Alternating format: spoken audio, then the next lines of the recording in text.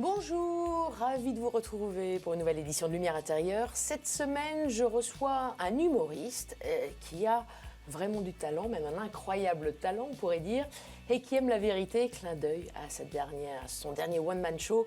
J'ai nommé Tariq, qui est notre invité. Bonjour Tariq. Bonjour, ça va? Ravi, ouais, je suis de vous ravi avoir aussi. sur notre plateau, Lumière merci, intérieure. Merci, je suis très content d'être là. Le studio est très beau. Il est beau, c'est vrai. Très belle ambiance, très belle énergie dans ce studio, j'aime beaucoup. Ah, bah ça fait plaisir d'entendre ça. C'est vrai. Je crois que tout le monde ici l'entend et ça fait plaisir vraiment, aussi je suis très content. en régie. Tariq, pourquoi Tariq avec 2 E d'ailleurs? Alors, tout de suite, je vous... Ah ouais. C'est vrai que la vraie orthographe de mon prénom, c'est Tariq avec un I. Oui, avec un I, C'était il y a très longtemps, en fait. C'est une petite histoire. Il y a une vraie histoire derrière ce nom, en fait. C'était à une époque, avec une collègue humoriste, on essayait de trouver des petites astuces pour se démarquer un peu dans le métier. Et elle m'a dit, ça serait pas marrant de mettre le I de Tariq un peu à l'anglaise, mettre 2 E au lieu du I. Et puis ça démarquerait, puis l'orthographe de ton prénom, elle serait un peu originale. Et je lui dis, vas-y, banco. Mais il y a le revers de la médaille de cette idée, parce que beaucoup de gens disent Tarek et pas Tariq. Oui, c'est vrai beaucoup de gens disent Tarek, alors que c'est Tariq. Enfin, c'est le I à l'anglaise. C'est Tariq et pas alors, c'est Tariq. Bon, alors j'ai aucun regret, mais on peut retrouver des images de moi sur des émissions télé que j'ai fait avec le Tariq avec un I. Avec un I. Avec un I, ouais. Et le Tariq avec 2 E, il est arrivé quand, justement? Il est arrivé en 2014, si je ne dis pas de bêtises. 2014. 2014. 2014, ouais. 10 ans. 10 ans, exactement. Il va fêter ses 10 ans cette année. Il va fêter. Ses 10 ans. Tariq Vous un peu plus? Moi un peu plus, ouais. Non, je me demandais au début, Tariq, c'était peut-être pour faire un mix aussi avec geek. Mais rien à voir, les réseaux sociaux, c'était vraiment Internet, un délire de... Et ça faille même s'appeler à un moment donné TAR2EK. Il va falloir TAR2E, et enfin le chiffre 2, le E et le K. Alors je me suis pris pour Booba et j'ai dit non, Tariq, ça va être compliqué. En tout cas, maintenant, beaucoup de gens vous connaissent Ouais. et pour cause. Je citais tout à l'heure, la France a un incroyable talent. Vous êtes aussi Tout est permis sur TF1. Exactement. Vous avez été révélé au Jamel Comedy Club. Ouais. Et maintenant, vous avez vos propres one-man, votre stand-up. Exactement. Et le dernier, notamment, la vérité. Vérité même. Vérité tout court, ouais. Vérité tout court. Ouais. J'ai pas voulu mettre d'article avant, ouais. Pourquoi vérité? Parce que je pense que je suis vraiment dans un moment de sincérité sur scène. Je pense que je suis vraiment moi. Pas seulement dans les textes ou dans les thèmes, mais je pense même moi avec moi-même, en fait. Je pense que j'ai cette espèce d'alignement où je suis hyper en accord avec qui je suis, ce que je dis, ce que je pense, ce que je défends pas, parce que des fois, il y a des choses, des thèmes où je ne vais pas du tout. Donc, vérité, parce que je pense que je suis à 98% à nu sur scène. Je laisse 2% parce qu'il y a des trucs qu'on modifie un peu. Ça, c'est sincère. Ouais, c'est sincère. Je pense que sur les spectacles que je faisais avant, ou même sur mes premiers sketchs, j'essayais d'écrire en fonction de. C'est-à-dire que j'écrivais en fonction du public pour plaire à un tel public, plaire à telle personne, pas vexer telle personne, telle communauté. En fait, j'étais tellement j'étais dans une emprise de me dire j'écris, mais en me mettant des contraintes, des verrous un peu partout. Et je me suis rendu compte quand je jouais ces passages-là, ça marchait, hein, c'était drôle, mais c'était pas moi. C'était pas une version définitive de moi, ça me représentait pas complètement. Et sur ce spectacle-là, j'ai dit non, je vais y aller en total lâcher prise et parler de moi avec mon phrasé, ma façon de parler. Il y a vraiment peu de différence entre le Tariq sur scène et le Tariq hors de scène. Alors, je suis totalement différent hors de scène, mais je voulais monter sur scène en étant le plus proche de moi. Et c'était important pour moi d'abord, avant que ce soit important pour le public. Il fallait que ce soit important pour moi d'être en accord avec moi-même. Et donc voilà, c'est comme ça que les choses sont faites et que j'ai appelé ce spectacle Vérité. Je n'avais pas d'autre titre en tête. C'était une évidence de l'appeler comme ça. Pour moi, c'était une évidence de l'appeler Vérité. Parce qu'au début, je n'allais pas en mettre, pour être franc et vous dire la vérité. Je n'allais pas mettre de titre. J'allais appeler Tariq, mais vraiment sans mettre de titre. Et après, bon, voilà, on est un peu dans... En France, on a ce truc de l'étiquette un peu. Il faut toujours essayer d'étiqueter pour pouvoir communiquer, vendre. On m'a dit, ouais, mais il faut un titre, Tariq. Faut que tu mettes un titre de spectacle. Alors, j'ai réfléchi. Le spectacle d'avant s'appelait Life, la vie, tout simplement. Et j'ai dit, bon, je vais rester dans la continuité de life, qu'est-ce que je pourrais raconter? Puis en fait, j'ai fait l'analyse de ce que je racontais sur scène. J'ai dit, en fait, je raconte juste ma vie de manière sincère et vraie, donc je vais l'appeler Vérité. Vérité. Voilà. Et le prochain, il s'appellerait comment? Ce sont Alors, des titres forts, hein. alors, Life, vie, vérité. Ça pourrait être des mots de lumière ouais, intérieure. alors pour le prochain, pour vous dire toute la vérité, il n'y aura pas de prochain spectacle. Je pense que je suis peut-être pas le seul, mais en tout cas, moi, je considère être dans un petit cercle de personnes qui disent que je ne ferai pas un deuxième spectacle. Je ferai pas un deuxième spectacle. Enfin, un troisième. Je m'arrêterai à celui-là parce que j'ai commencé ce métier en me mettant des objectifs et des buts dans ma tête. Et j'en ai un qui est dans ma tête encore aujourd'hui, c'est de devenir metteur en scène au cinéma, de faire mes propres films, écrire mes propres scénarios. Et j'ai toujours pris le spectacle comme une étape, et le one man comme une étape, et c'est une étape que je fais. Et je sais que derrière ce spectacle, il n'y aura pas d'autres spectacles. Ah oui, donc cette vérité, c'est une fin aussi. Ça aurait pu être... C'est aussi une fin, ouais. Mais c'est parce que je sais que c'est un chapitre de ma vie et que je vais en ouvrir un autre. Et que je ferme toujours un chapitre avant d'en ouvrir un autre. Et je sais que c'est le seul spectacle que je ferai, ouais. Que je vais exploiter jusqu'à sa sortie au cinéma, à la télé, pardon. Et puis son exploitation sur des plateformes. Mais voilà, je ne ferai pas d'autres spectacles après celui-là. Entendu. Alors, on va découvrir les autres chapitres, mais restons sur celui-ci quand même. C'est le plus important, c'est celui qu'on vit en ce moment. Et puis, vous allez nous faire un peu le pitch, parce que c'est vrai que vous êtes très vrai. Vous racontez votre vie de papa, célibataire, avec votre petite fille. D'ailleurs, on va voir un petit extrait où vous découvrez le petit ami, entre guillemets, le camarade plutôt, parce qu'il y a les jeunes, votre petite fille. Le camarade. Voilà, de classe, qui s'appelle Jonathan. Regardez. Ça y est, je me suis rendu compte que ma fille, ça devient une vraie petite fille. Je le sais parce qu'avant les vacances, elle m'a fait un truc de fou. Elle m'a fait poser sur la porte de sa chambre un sens interdit. Tu connais ça? Avec écrit dessus, interdit aux adultes.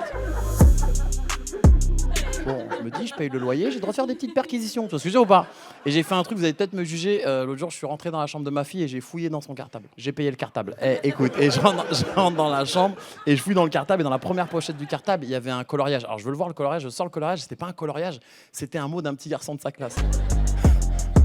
Le mot, c'était « Salut Elia, t'es belle, je t'aime », signé Jonathan. Et juste en dessous du mot, il y a marqué « Réponse, 2 points et un encart pour la réponse ». J'ai répondu. Et j'ai parlé 15 jours avec Jonathan, les amis. Hein. Et sur la vie de ma mère, je suis amoureux du petit, je vous dis la vérité. Hein.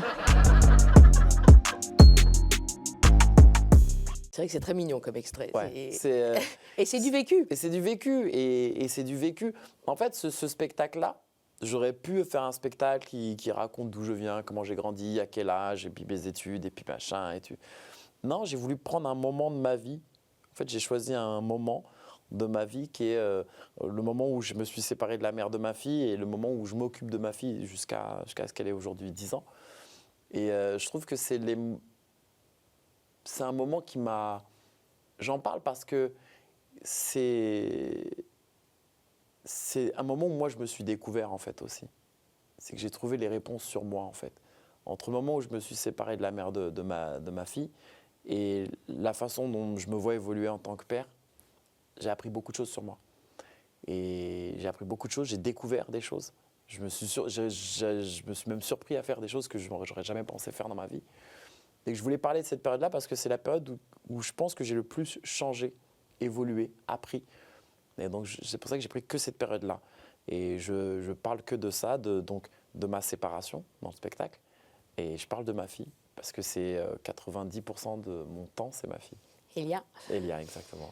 Ma princesse. Votre petite princesse. Ouais. Là, vous faites comment quand vous partez en tournée? Parce que là, vous partez en tournée, là. Il y a pas mal de dates de prévues. Hein. Alors, il y a des fois, je l'emmène avec moi. Elle vient avec moi. Parce qu'elle aime bien parcourir la France avec moi quand ça tombe sur mes week-ends ou quand c'est un week-end, donc je l'emmène. Des fois, quand c'est compliqué, je m'arrange avec sa maman. J'ai de très bons rapports avec la mère de ma fille. Donc, je m'arrange avec la maman. Mais ouais, elle est très souvent avec moi. Très souvent avec moi. On va peut-être parler de ça un peu plus tard. Ouais. Reparlons de ce spectacle, de votre travail aussi, avant d'ouvrir un nouveau chapitre que vous allez peut-être aussi davantage nous dévoiler. Comment vous travaillez ? Vous travaillez au feeling. Ce qui est incroyable dans vos spectacles, tout le monde le dit, il y a beaucoup d'impro, il y a une grande interaction avec le public. Les sketchs, vous les jouez Dans l'ordre que je ouais. dans l'ordre que vous voulez, ce qui est quand même assez rare. Ouais. Comment ça fonctionne Alors, déjà, en termes d'écriture, j'écris seul. C'est une vérité, j'écris seul, mais j'ai un deuxième avis qui s'appelle Karim Flanders, qui est un ami d'enfance avec moi, qui lui est un ancien comédien aussi très talentueux, qui était dans une troupe de théâtre, qui maintenant, pour des raisons familiales, a totalement pris du recul avec ce métier, mais qui continue à travailler avec moi sur comment structurer sur mes vannes. Donc je lui apporte en fait la matière première, en fait. Je lui ramène la pépite et lui la taille, en fait. En gros, c'est ça l'idée. Et puis sur scène, je voulais pas m'enfermer. En fait, c'est ma personnalité aussi qui est comme ça. J'ai du mal à être... Enfin, quand on m'impose des cadres, ça m'inhibe, en fait. Et c'est pour ça que j'ai toujours refusé d'avoir un metteur en scène, parce que je savais que ça m'empêchait d'être assez libre dans mes mouvements, parce qu'un metteur en scène va me dire « Ouais, mais tu dis ça, et là, tu le dis à ce moment-là, et puis là, c'est comme ça, et puis à 15 minutes, c'est ça, à 20 minutes, c'est ça, à 25. » Et moi, ça, ça me perturbe, en fait. C'est pas quelque chose qui m'aide à me développer artistiquement et aller au bout de ce que je crée, ce que je vais chercher. Donc, j'ai choisi de faire un spectacle un peu plus en mouvement, parce que ça me ressemble, parce que je suis quelqu'un aussi qui est tout le temps en mouvement, qui fait toujours les choses un peu de manière instinctive. L'impro, c'est je ne sais pas d'où ça vient, en fait. Je sais que j'ai un truc depuis... Je suis très à l'aise avec la répartie depuis très longtemps. Plein de gens me disent « Mais comment tu arrives à créer ça ou à inventer ça sur place ?» Je ne sais pas. C'est une vraie réponse que je donne. J'ai pas le... Un don ? J'ai envie d'utiliser le mot don, je pense. Parce que je ne pourrais pas vous expliquer la mécanique des choses qui arrivent dans ma tête. Tout de suite. Ça arrive instantanément. Le truc se met dans l'ordre et ça sort en phrases, en histoire. Ça vient comme ça. Je n'ai pas d'explication à ça. C'est un don. Je remercie Dieu chaque jour d'avoir ce don. Mais c'est comme ça. Je n'arrive pas à l'expliquer. Et aussi dans le spectacle, j'en ai besoin parce que, comme je vous le disais, j'ai ce problème de cadre qui me dérange toujours d'être dans un truc assez figé. J'aime bien quand ça bouge, quand je suis en mouvement. Et j'ai toujours cette impression quand je monte sur scène de me dire « Ah ouais, mais pour moi, monter sur scène, c'est je monte sur scène. Les gens qui viennent me voir, on est des amis, on est dans un grand salon. Et je vais vous raconter mes anecdotes. Je vais vous raconter ma vie, je vais vous raconter mes petites histoires. » Comme si vous étiez en famille. Comme si on était en amis. famille. Ouais. Et en fait, c'est vrai que j'ai du mal à me dire que le public, c'est un public. J'ai toujours ce truc à me dire, ah ben en fait, on se connaît tous, on a une espèce de lien et de connexion. Vous avez le trac ? Oui, toujours. Oui, quand même. Ouais, toujours. Donc il y a quand même cette distance. Il y a toujours cette distance, mais très vite, elle disparaît assez vite quand même. Quand je monte sur scène, au premier rire, je prends, comme je dis toujours, j'ai cette image, je dis, ouais, quand je prends ma planche de surf et je prends la première vague, après, je suis parti. Mais c'est ce qui fait que le spectacle, c'est jamais le même et que je prends toujours autant de plaisir de venir sur scène avec un spectacle qui n'est jamais dans le même ordre, qui n'est jamais avec les mêmes histoires. Quand je fais des interactions, c'est jamais les mêmes interactions parce que c'est jamais les mêmes gens, c'est jamais les mêmes histoires de vie qu'il y a dans la salle. C'est sûr. Donc moi, ça m'amuse encore plus de découvrir des prénoms, des origines, des histoires, des anecdotes. Donc je suis et c'est là-dedans où je suis le plus à l'aise parce que j'arrive à choper des trucs qui sont dans l'air. Et ça me permet de nourrir mon spectacle. Et alors oui, il y a une structure bien sûr de base, c'est pas non plus un fouillis. Il y a une structure de base avec des choses bien définies, bien posées, où je sais quand je commence, je sais quand je termine. Mais j'ai besoin que ce soit en mouvement à l'intérieur. Et c'est là où je me sens beaucoup plus à l'aise, moi. J'espère que tout le monde a compris, parce que c'est un peu technique. Mais... Nous avions reçu à votre place le comte de Boudère-Ballard, qu'on était allé voir aussi, qui a aussi une belle interaction comme ça avec le public, avec de l'impro. J'ai oublié de préciser, vous faites aussi les premières parties de Gad Elmaleh, d'ailleurs, son spectacle. Exactement. Vous le voyez travailler, vous avez le même type de travail, vous travaillez de la même façon? Il a plus de cadres, lui, ou pas? Gad a plus de cadres. Gad a plus de cadres, je pense qu'il sort moins, il sort du texte. Il sort moins de son cadre. Il est très fort quand il est en impro et en interaction avec le public. Et Mais je sais il a besoin de savoir où il va, je pense, Gad, dans l'observation que j'ai, moi, de son travail, en tout cas. J'ai l'impression qu'il a besoin de savoir où il va et que les choses soient posées et que ce soit dans un ordre bien défini. Je l'ai vu aussi faire bouger des choses dans son spectacle, les mettre aussi dans l'ordre qu'il voulait, mais c'est toujours très bien structuré. Ça reste toujours des tableaux, des sets bien faits, bien ajustés. J'ai beaucoup appris auprès de Gad en l'observant travailler. C'est impressionnant de vous voir aussi, de pouvoir Ah travailler, oui, vous voir sur scène. Ouais, Et la prochaine page qui se tourne, ça va être, vous le disiez, donc de la réalisation, l'écriture de films. On peut en savoir un peu plus? Oui, je suis déjà en train d'écrire des films. Enfin, j'en avais déjà écrit un il y a quelques années. Le projet s'est pas fait pour des raisons totalement humaines, en fait. On ne s'est plus entendu avec les scénaristes avec qui j'étais dans le projet. Mais j'ai continué à écrire les miens de mon côté. Et, j'ai appris pendant cette première expérience et j'ai écrit les miens de mon côté. Effectivement, c'est pour plus tard pouvoir réaliser mes propres films où je ne jouerai pas dedans. Parce que ça demande plus de rigueur. Ouais, ça demande plus de rigueur. Bah, ça, oui, pour le coup, ça demande beaucoup plus de des- rigueur. Mais voilà, c'est un chapitre que j'ai envie d'ouvrir. C'est aller vers la mise en scène de films, de mes propres films. Donc j'écris mes films en ce moment. Voilà. Et une série. c'est ça, c'est une série? Ouais, une série, ouais. Et là-dessus, oui, vous ne dévoilez pas encore. Si, je peux vous dire, en fait, j'écris 2 comédies et un biopic. Voilà, un biopic sur un joueur de foot. Pas français, en tout cas. Pas français. Pas français. Bon, Pas on français. n'en saura pas plus. Non. Bah oui, je Ah, comprends. on a Non, déjà ça, dit c'est beaucoup, là. normalement les artistes. Oui, c'est déjà beaucoup. Merci beaucoup. Merci beaucoup. C'est déjà sympa. Bon, allez, on va continuer. Vous Ouais. savez qu'il y a une deuxième partie dans l'émission. Ouais. C'est la partie où je m'éclipse. Ouais, je suis tout seul. Et voilà, bah voilà, vous connaissez. Je vous propose 4 mots et puis on continue de discuter sur les problème. mots que je vous propose. À grand plaisir. À tout de suite, Harry. À tout.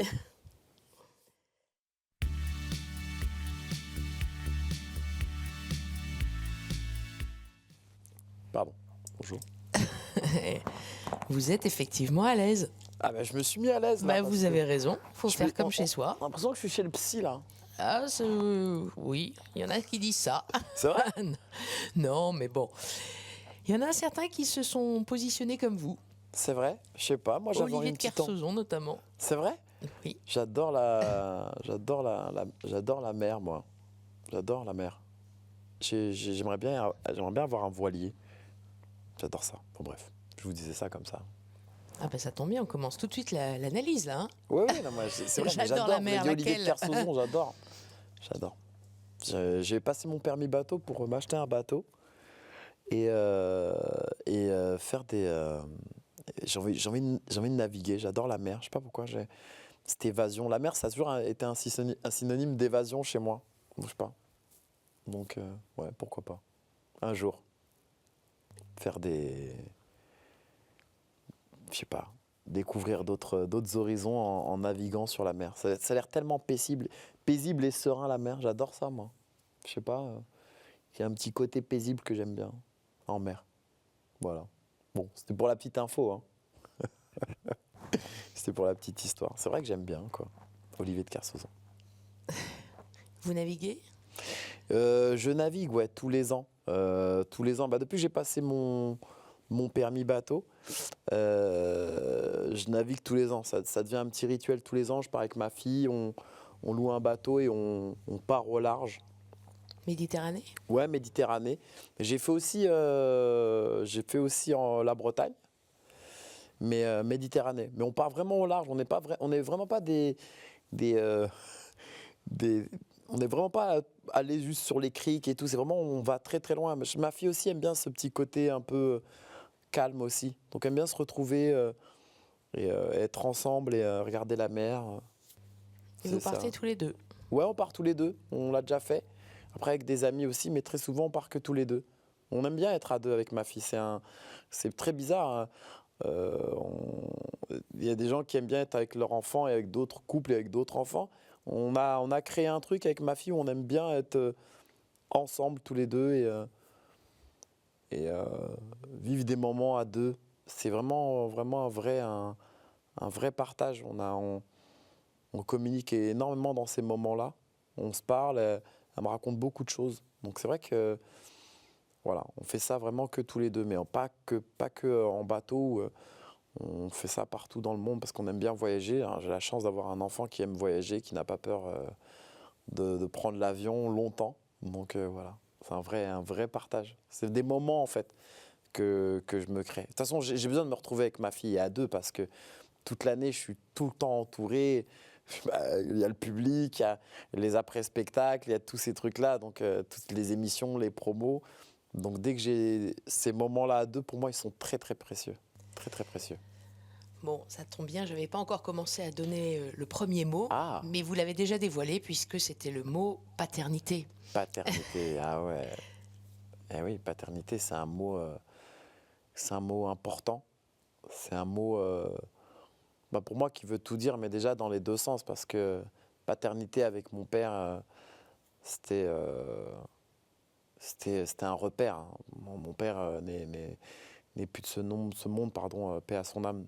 Et puis là, depuis 2017, ça a été, son départ a été très déroutant pour moi, parce que c'était vraiment un repère dans ma vie, dans plein de choses. C'est vraiment une espèce de base, de socle, quelque chose de très solide. Et quand mon père est parti, ça a été très difficile déjà. Et puis ça a été un moment hyper compliqué parce que je crois que tout s'est effondré en dessous de moi. Toute la sécurité que j'avais, toutes les bases que j'avais sont un peu effondrées parce que il n'était plus là. Donc, et c'est là que je me suis rendu compte que j'avais beaucoup construit autour de mon père, plein de choses. Alors il y a ma mère bien sûr qui est toujours là et qui est la marraine, mais mon père c'était une espèce de force en plus pour moi.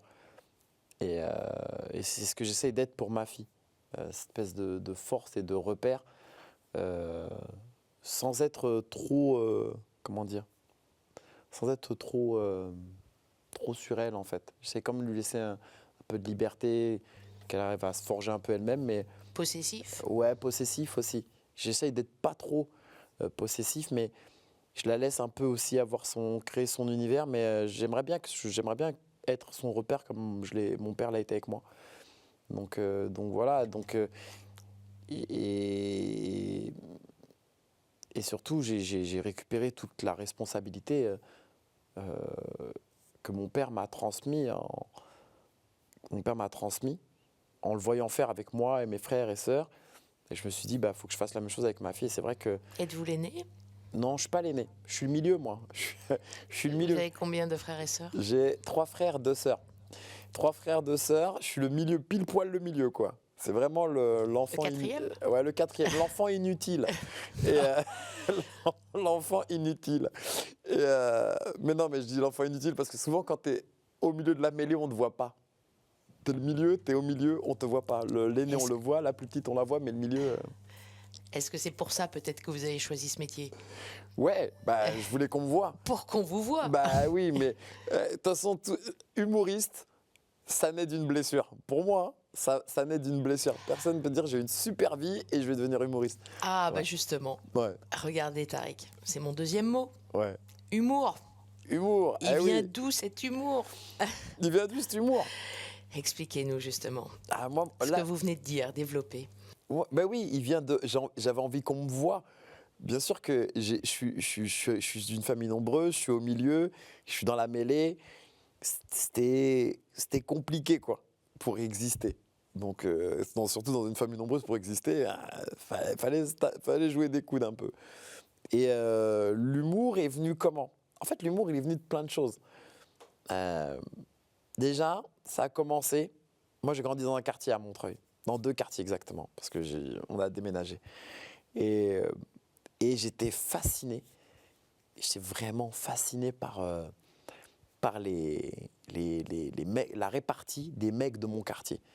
Ils avaient une répartie incroyable. C'était des vanneurs, mais c'était incroyable. Et moi, ce qui me faisait halluciner, c'est que je pouvais voir des mecs petits, chétifs, vanner des grands balèzes, des caïds du quartier, des mecs, vraiment, il ne fallait pas se frotter à eux, puis les vanner, se moquer de leur physique, de leur fringues, de leurs parents. Et ça faisait rire le mec. C'est-à-dire ça ne l'énervait pas, ça ne le vexait pas. Et je dis, mais comment on peut dire toutes ces choses, mais très border, et ne pas vexer? Je pense que c'est je pense que pour que ça passe, il faut de l'amour et de la bienveillance. Et ces mecs-là, ils avaient que de l'amour et de la bienveillance quand ils vannaient d'autres mecs. Et quand j'étais petit, j'étais fasciné par ces mecs-là, notamment par un cousin à moi qui s'appelle Messali. J'étais fasciné par sa répartie, par ses vannes. Et il vannait tout le monde, et tout le monde l'aimait. Tout le monde l'aimait. Et moi, je me souviens quand j'étais très jeune et que je voyais mon cousin Messali parler comme ça, je dis, mais moi, je veux parler comme lui. Je veux avoir cette répartie comme lui. Donc j'ai observé. J'ai observé pendant longtemps tous les mecs de quartier, toute la façon, les mécaniques qu'ils utilisaient. J'observais tout ça. Et après, je l'ai mis en application. Dans le seul endroit où on peut mettre en application ce genre de mécanique, c'était à l'école. Donc Oui. j'ai commencé à mettre cette mécanique. J'ai lu ça et vous aviez tout de suite pu développer votre don que vous Exactement. aviez déjà. Exactement. Il y a une anecdote comme ça, je crois, où votre prof d'histoire géo vous a permis d'animer le cours pendant 5 minutes à votre façon. À ma façon. Parce qu'en fait, j'ai vite compris. En fait, je savais que cette répartie à l'école, ça pouvait être perturbant. Ça pouvait perturber la classe. Mais moi, je ne voulais pas être un perturbateur de classe. Donc, j'ai été beaucoup plus technique, on va dire. Moi, je me disais à chaque fois, Tariq, ne fais pas rire tes collègues, tes camarades, fais rire le prof. Si tu fais rire la tête, tout le reste va suivre. Donc, je faisais que ça. Mon but à moi, c'était de faire rire le prof. Pour avoir des bonnes notes. Pour avoir des bonnes notes, ça, j'étais un bon élève. Ça va, je m'en sortais bien. Mais je me savais que pour générer un rire collectif, il fallait que je tape dans la bonne personne. La bonne personne, c'était le prof. Et donc, je faisais ça très souvent. Et c'est vrai qu'un jour, en cours d'histoire géo, on avait un prof d'histoire géo qui s'appelait Monsieur Mansart. Et lui, il venait des États-Unis parce qu'il était prof d'histoire aux États-Unis, en français, donc dans une université française aux États-Unis. Et donc, il revenait des États-Unis. Donc, à chaque fois, il nous parlait du fait qu'il avait vécu là-bas et qu'il avait travaillé là-bas. Et donc, il nous parlait de son expérience. Et moi, je faisais toujours des vannes là-dessus parce qu'en fait, ce qui était très drôle avec ce prof, c'est que j'étais resté tellement longtemps aux États-Unis. Quand il parlait, il y a des mots en français. C'est la première fois de ma vie que je voyais ça. C'était un Français qui oubliait les mots français. Et c'était tellement drôle de le voir des fois dire oui, alors je suis revenu en plane, en avion. Il y avait un peu de snobisme. Ouais. Et moi, derrière. voilà. Et j'arrêtais pas de me moquer de lui, ça le faisait rire. Et il me disait ouais, vous devez faire du stand-up. Moi, je viens des États-Unis et aux États-Unis, ils ont du stand-up. Faites du stand-up. À l'époque, le stand-up, c'était pas en France, il n'y avait pas du tout de stand-up, quoi. Et un jour, je me souviens, on a 2 heures d'histoire. Et il s'en allait toujours à la pause à la salle des profs. Et donc, il s'en va à la pause des 2 heures. Et je suis devant la classe, je commence à faire mes histoires, mes conneries. Ça fait rire un peu tout le monde et tout. Et quand il revient, donc je retourne, je me souviens, je retourne à ma place, on se croise comme ça. Et il me dit, vous allez où? Je dis, je retourne à ma place. Il me dit, non. Il me dit, revenez au tableau et je vous donne 5 minutes. Allez, faites-nous un truc là pendant 5 minutes. Je dis, oh, je suis OK. Mais je me souviens, j'avais pris une carte de la Russie parce qu'on était dans le cours sur la Russie. Et je prends la carte de la Russie et je pose la carte. Et je fais toute une impro sur la Russie. Et en l'imitant et en faisant croire qu'il y avait des mots que j'avais plus en français. Et c'est ma première expérience de scène. C'était celle-là. C'était en première, je crois. En première S, si mes souvenirs sont bons. En première S. Exactement. Ouais. Avec des mots de russe. Avec des Il y avait mots le de mot russe. Pravda. Ouais, Pravda, je me souviens. C'est la vérité, justement. J'avais écrit la On y Russie est. avec un S, je crois, si mes souvenirs sont bons. Je crois que c'est la première vanne qui avait fait rire la classe. J'ai écrit OK, la Russie, j'ai mis la Russie. Et ça a fait rire toute la classe. Je me souviens, c'est la première vanne de ce sketch. La première vanne, et il y en a eu beaucoup d'autres, Il y en a eu puisque beaucoup d'autres, tout de suite, vous aviez trouvé votre voie, non? Vous êtes vite dit, je vais faire du théâtre, vous avez fait du théâtre classique. Ouais, j'ai fait du théâtre classique, c'est vrai. C'est vrai. Et ensuite une troupe. Une troupe, exactement, c'est ça. Parfait. Ah non, c'est vrai. En fait, j'ai tout de suite fait du théâtre. C'est bizarre, j'aurais pu aller dans l'humour, mais j'ai préféré faire du théâtre. En fait, le théâtre, c'est parce qu'on m'a présenté un ami, un metteur en scène qui s'appelle Victor Dos Santos. je le salue, hein, je dis les noms des gens, je suis désolé, peut-être que les gens ne les connaissent pas, alors ils sont d'ailleurs inconnus, mais j'aime bien citer. Et il me dit, viens, j'ai une troupe de théâtre à Paris, un truc privé, donc est-ce que ça te dirait de rejoindre la troupe?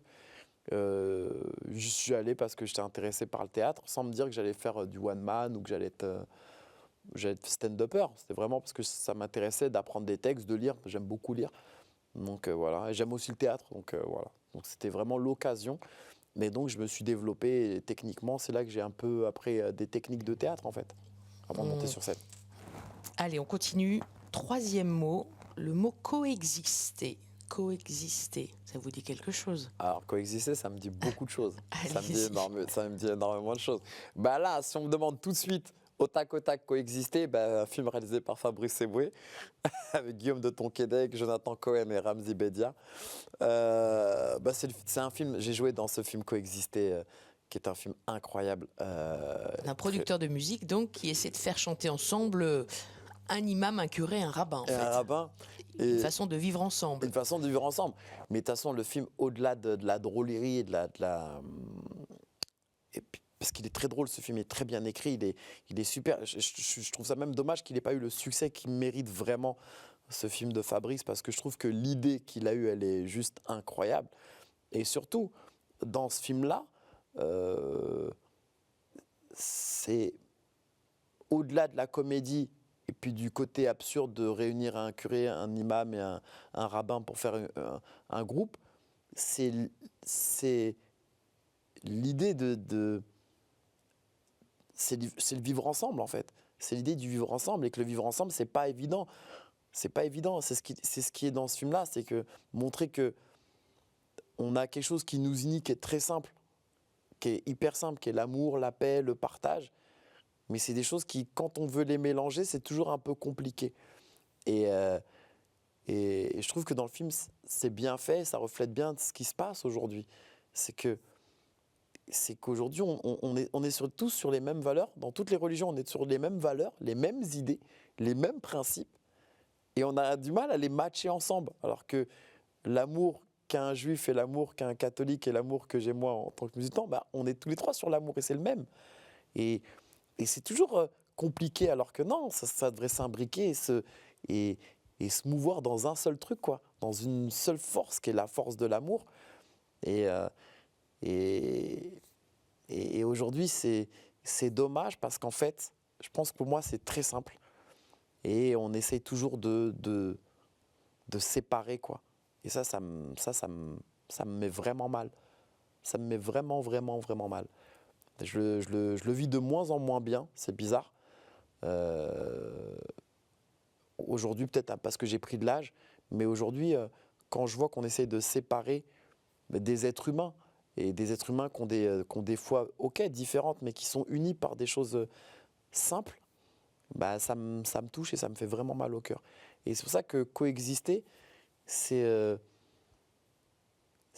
un mot important. Parce qu'aujourd'hui, on devrait être unis avec des choses simples. Et la simplicité, c'est l'amour, en fait.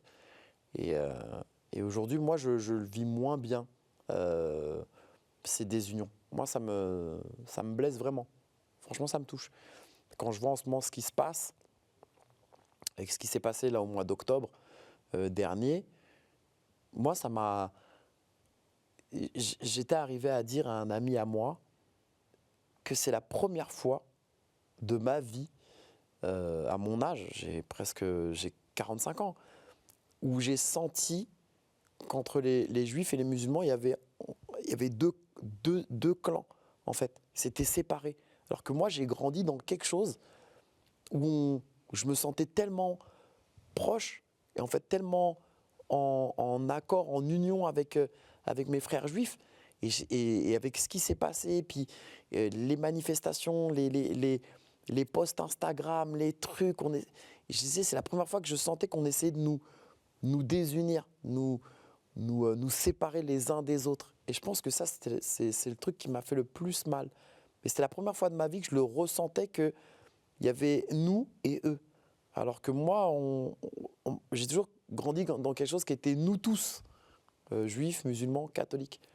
J'ai grandi dans ça, Et aujourd'hui, j'ai trouvé ça limite palpable de sentir qu'il y avait une espèce de désir de se séparer et de monter une religion contre une autre. Et ça m'a beaucoup, beaucoup touché, beaucoup peiné. Et je trouvais ça dommage. Je trouvais ça dommage que ce mot-là, il n'ait plus le sens qu'il devrait avoir vraiment en profondeur. Ça m'a vraiment touché. Parce que moi, j'ai grandi, c'est peut-être bateau ou c'est peut-être déjà entendu, mais ça reste une réalité.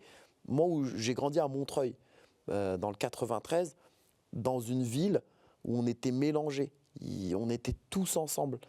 J'ai lu que vous étiez né à Madrid. Ouais, je suis né à Madrid, je suis né en Espagne. Oui. Je suis né en Espagne. Qu'est-ce qui s'est passé? Un accident. Ouais, voilà, c'est le mot. Un accident. Des vacances. Vacances. Voilà, oui, mes parents revenaient du Maroc, petite escale en Espagne. Ma mère, elle a craqué à ce moment-là. Elle a craqué. Non, mais pour revenir vraiment sur ce que je disais, c'est j'ai grandi en Espagne. J'ai grandi à Montreuil, pardon.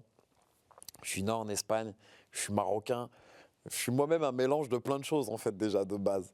Je suis musulman, mais j'aime tellement apprendre des autres, j'aime tellement être au contact des autres, j'aime tellement être avec les gens et de connaître l'histoire des gens, de savoir ce qu'ils ont dans le cœur. Et qu'aujourd'hui, tout ce qui est tentative de séparation, de désunion, ça me blesse, ça me vexe vraiment. Séparation et séparatisme. Exactement. Et ça, je supporte plus. Je supporte plus parce que ça me... Moi, j'ai grandi avec mon voisin du 3e, c'était Steve Naïm, c'était un juif. J'avais des bouddhistes à ma droite, j'avais des musulmans en haut, en bas, des cathos. On était tous ensemble. Mais on était tous ensemble et quand on se retrouvait, quand j'allais toquer chez lui pour du sel, je lui donnais du sel. Quand il venait toquer chez moi pour du poids, il y avait du poids. Mais il n'y avait pas ces questions-là, quoi. Il n'y avait pas ces questions-là. On était tous unis par un truc, quoi, la jeunesse, l'amour, le partage. Et aujourd'hui, ce qui me fait mal, et surtout, moi, je suis père maintenant, donc il faut que je l'explique aussi à ma fille. Parce que ma fille, elle me pose des questions. Sur quand elle voit les manifestations, quand elle lit des choses, je suis obligé de lui expliquer qu'à une époque c'est comme ça et qu'aujourd'hui il ne faut pas tomber dans ce piège où on essaye de monter les uns contre les autres, les séparer. Non, on est tous ensemble, on est tous dans le même bateau et pour moi c'est peut-être le bateau de l'utopie peut-être, je suis peut-être trop utopiste. Et pour moi le bateau de l'amour, il est grand et il y a de la place pour tout le monde, juifs, musulmans, catholiques et tous ceux qui ont envie d'y être, tout simplement. Jolie phrase. Pour conclure, voici le dernier mot. Il résonne aussi ses croyances, justement. Croyances, religion, la religion. La mienne, c'est musulman. Moi, je suis musulman et je suis croyant. Je suis pratiquant. Pas pratiquant, pour être très franc, je suis pratiquant, mais pas pratiquant à 100%. Il y a des choses que je ne fais pas. Hein. Il y a des choses que... Alors, j'ai fait les bases, mais au-delà de ça, je pense que la religion, au-delà d'une pratique, parce qu'on a des choses à faire, il y a un comportement à avoir. Vous voyez, ça, pour moi, la religion, c'est un comportement. Au-delà de, oui, il faut que je fasse mes prières, oui, il ne faut pas que je mange de porc, oui, il ne faut pas que je boive de l'alcool, oui, il y a ça. Ok, pas de problème, on va dire ça, c'est les bases. On va dire, mais après, je pense que c'est du comportement. Parce que toutes les religions, quelles qu'elles soient, même que ce soit la mienne ou que ce soit le catholicisme ou le judaïsme, ça prône une seule et même chose, c'est l'amour, la paix, le respect, donc des valeurs. Donc pour moi, c'est au-delà de la pratique, c'est au-delà des commandements. C'est vraiment une espèce de comportement et une espèce d'éthique. D'éthique et puis surtout de faire le bien, quoi, d'être bien.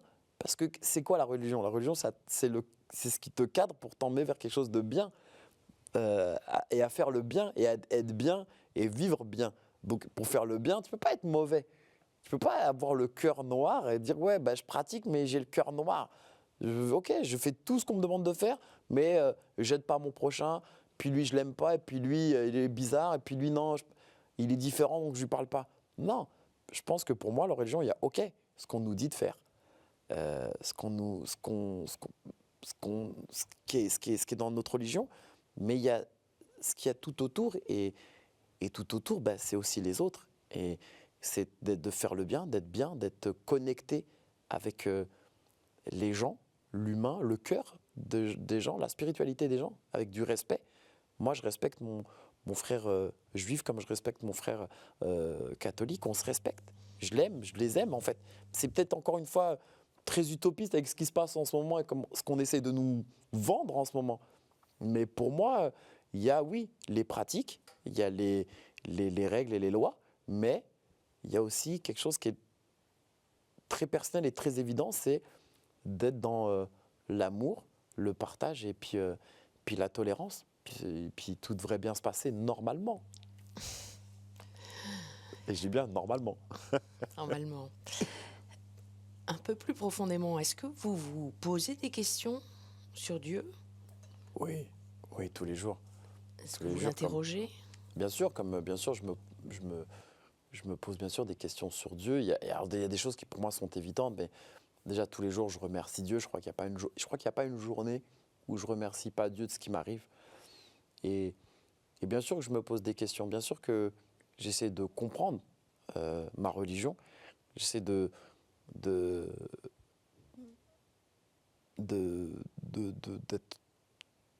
faire toujours. J'essaie toujours de m'élever spirituellement de toute manière. Et d'être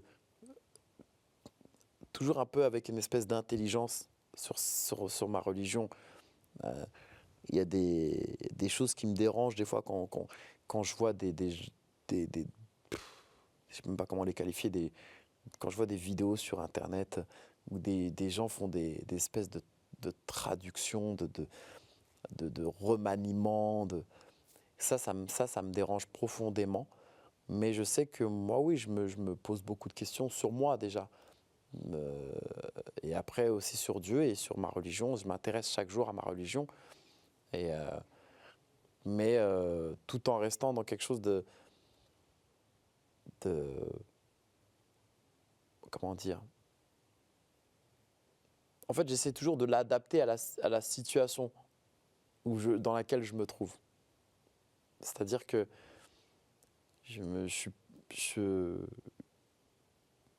pour être très clair, excusez-moi, les raisonnements mettent du temps à arriver aujourd'hui, hein, mais ils vont arriver. En fait, j'essaie d'adapter à ma vie de tous les jours, ma religion, et en fait, comme ce que je disais tout à l'heure, en fait, ça me cadre, mais mon libre arbitre encore aussi me permet de m'auto-gérer sur des trucs, mais tout en gardant Dieu dans la tête, en fait. Je sais pas si c'est clair, mais j'ai fait ce que j'ai pu. C'est très clair. D'une certaine façon, ça veut dire que Dieu est omniprésent Ouais. chez vous, pour vous.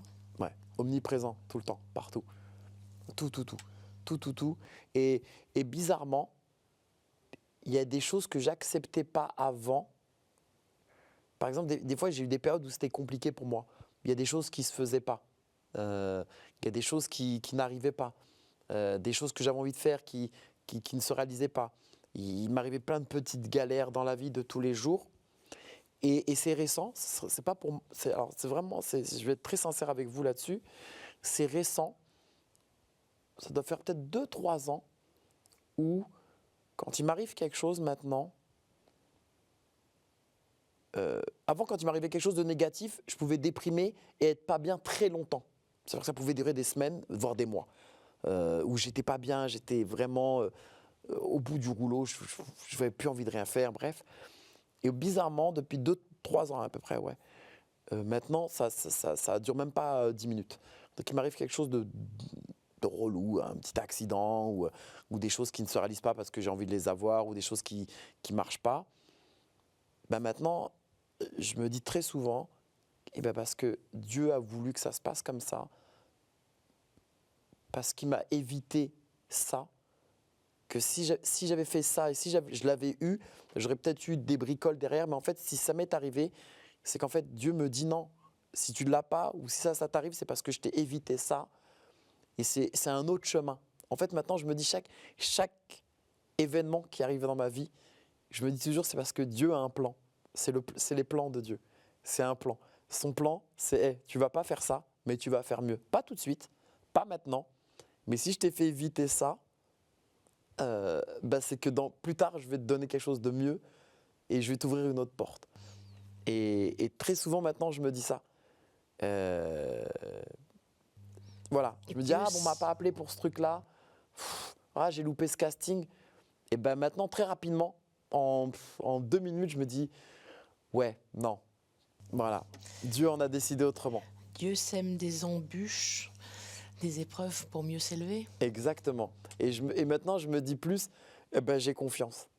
J'ai confiance. Et c'est récent, je ne vais pas mentir. Hein. Avant, j'étais vraiment, j'en voulais pas à Dieu. Mais je dis, mais pourquoi on ne me prend pas? Pourquoi on ne m'appelle pas là? Et pourquoi je ne réussis pas ce casting? Mais pourquoi ça prend pas? Et pourquoi ça ne marche pas? Et ça me travaillait. Et aujourd'hui, non, je le prends avec le sourire. Quand il m'arrive quelque chose, je dis, c'est pas grave. C'est que Dieu m'a fermé cette porte, mais il va m'en ouvrir une autre. Je vais être triste, ça va peut-être durer longtemps, mais si cette porte elle se ferme, c'est que ça ne devait pas être une bonne porte. Et aujourd'hui, c'est pour ça que Dieu est présent tout le temps, il a toujours été présent, mais aujourd'hui, je prends plus conscience de sa présence dans ma vie et dans ma carrière et dans ma façon d'être père. J'en prends plus conscience, je sens plus sa présence parce que je me dis, non, si là, j'ai pas fait ce truc-là, si j'ai pas fait ça, si j'ai pas rencontré cette personne, c'est que c'est pour rencontrer mieux et qu'il y a un autre projet. Et ce projet-là sera peut-être plus de la scène, sera peut-être plus du cinéma, sera peut-être pas du cinéma, sera peut-être autre chose, totalement différent. Mais je vais le prendre avec le sourire parce que je me dis, c'est le plan. De toute façon, j'ai toujours dit, Dieu ne veut que du bon. Il veut que du bon, il veut que du bien. Donc s'il me ferme là, c'est qu'il y a du bien après. Tariq, je reviens tout de suite auprès de vous pour la conclusion de l'émission. À tout de suite. À tout de suite. À tout de suite.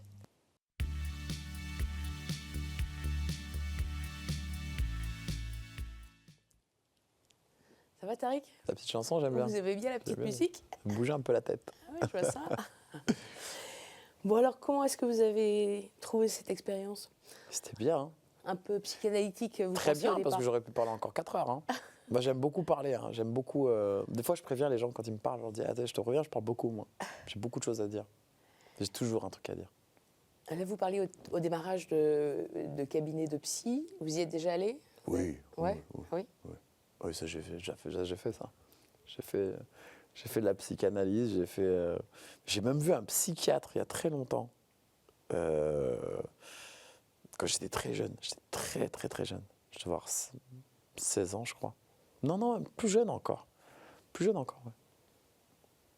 Pour quelle raison?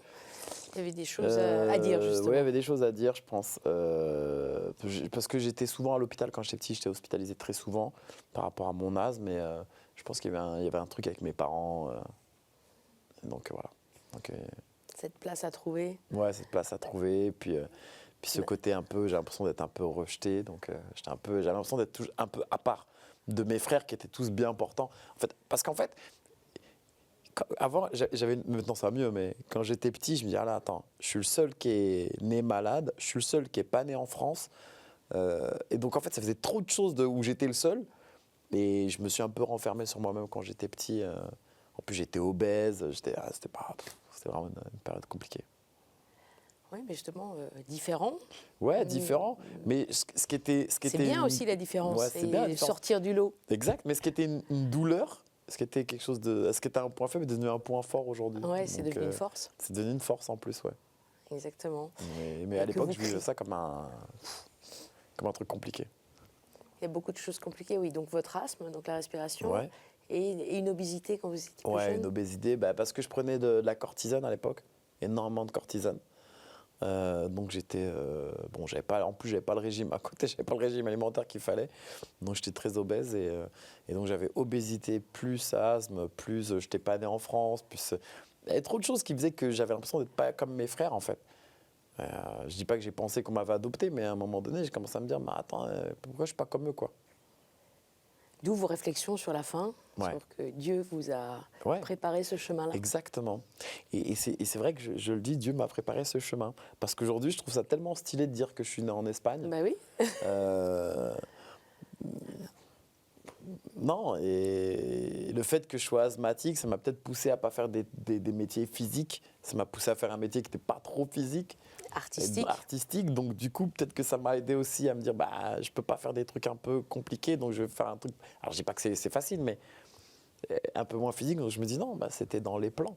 Ça a été toujours dans les plans. Donc c'est là où je me suis encore plus dit, bah non, en fait, c'était pas une faiblesse, c'était une force, c'était écrit. Le maktoub, comme on dit chez nous. Mektoub, Maktoub, exactement. le destin. Le destin. C'était écrit comme ça. Merci beaucoup, Tariq. Merci à vous. On peut vous voir encore dans Vérité. Ouais. C'est votre dernier spectacle qui est hilarant. Apollo, mais là, vous partez en tournée, donc on peut vous voir à travers la France en 2024. Exactement. Et puis, on vous recevra peut-être pour la nouvelle page qui va se tourner avec écriture de films. Il y a plein d'autres choses. Je sens Oui, il y a que plein d'autres choses. Mais plein je d'autres choses à reviendrai venir. avec grand plaisir. Entendu. Merci beaucoup. Merci à vous. Vous pouvez retrouver, comme d'habitude, vous connaissez l'adresse ktotv.com. On se retrouve la semaine prochaine. Bonne soirée. Merci.